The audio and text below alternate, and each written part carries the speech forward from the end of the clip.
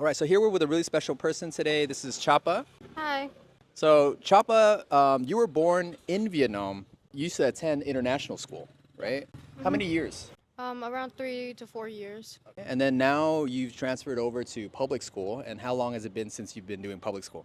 Around 5 years now. And Chapa, where are your parents from? They're both from Vietnam, but my dad was had to go to Singapore when he was younger because of the aftermath of the Vietnam War. So he's technically a VQ person. So I'm curious, what's been the hardest part of Vietnamese public school? The Vietnamese. So what do you mean, like the school subjects, the academic part? Yeah, the academic part because they usually tell you to learn everything in Vietnamese and memorize everything in Vietnamese, and unfortunately, Vietnamese is my second language. So you're talking about like everything, math, literature, history, it's all in Vietnamese, so it's like extra hard for you. Yep, even sometimes the English is in Vietnamese. The English classes have Vietnamese. Yeah. Okay, so are the kids different, international school compared to Vietnamese public school? Yes, they are very, very different compared to each other. The kids in the international school, they usually brag a lot more, and they're rich kids. So they would make fun of you if you were poor or if you didn't have like steady financial state. So and they're basically like little rich kids trapped in a bubble, so they don't really know how to fend for themselves and stuff like that. These are things that you've seen or experienced? Yes, I used to experience it because like when I was younger, I used to be bullied a lot in the international school. Back then I was very weak, so I didn't know how to fend for myself, but now I do. At this point, which do you prefer? Do you prefer international school or do you prefer Vietnamese public school?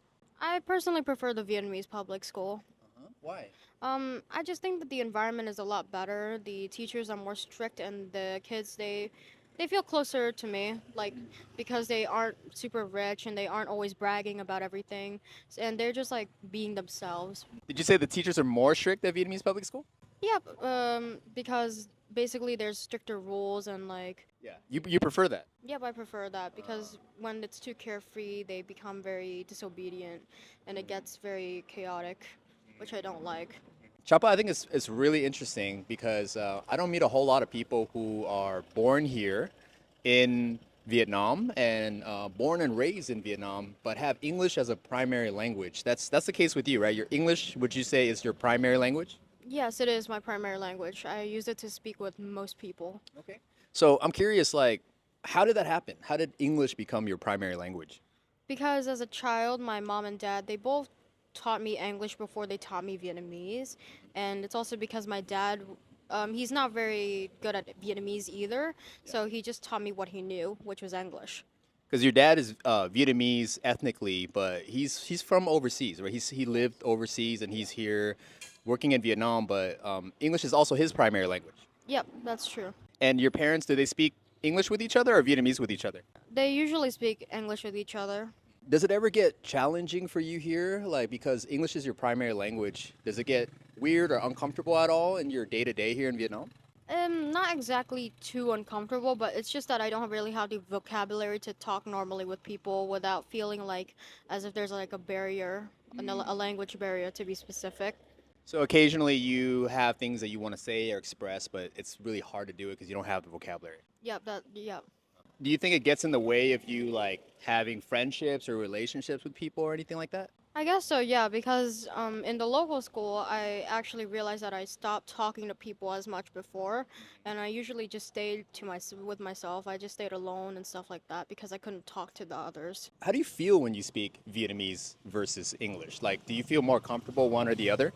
Yes, I feel more comfortable speaking English because it's my first language. As for Vietnamese, I think I just need to get more used to it, like just get better at the language and talk to more people. That's it.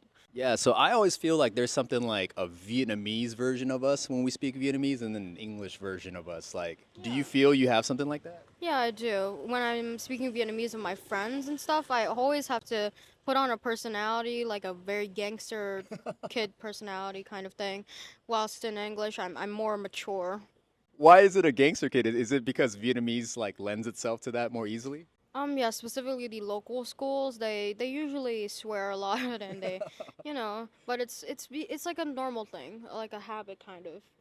So I know like Vietnamese local kids, like they'll say stuff like they'll call each other like ông bà and stuff like that, right? Yep, bà, mày tao, stuff like that. Yeah. Is that the kind of slang you're talking about? Yep, and then there's also swear words, but I don't really want to say that right now. That's okay. We'll skip that part.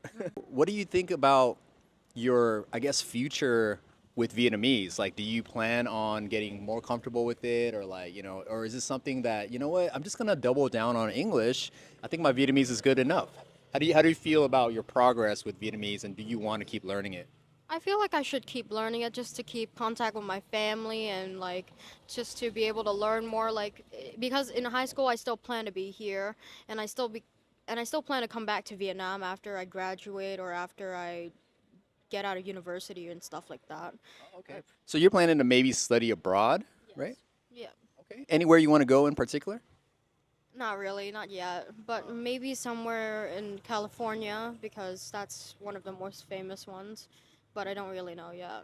But you definitely feel like your future is here. Like you're gonna come back here and plant your roots here. Yeah, because it's my home.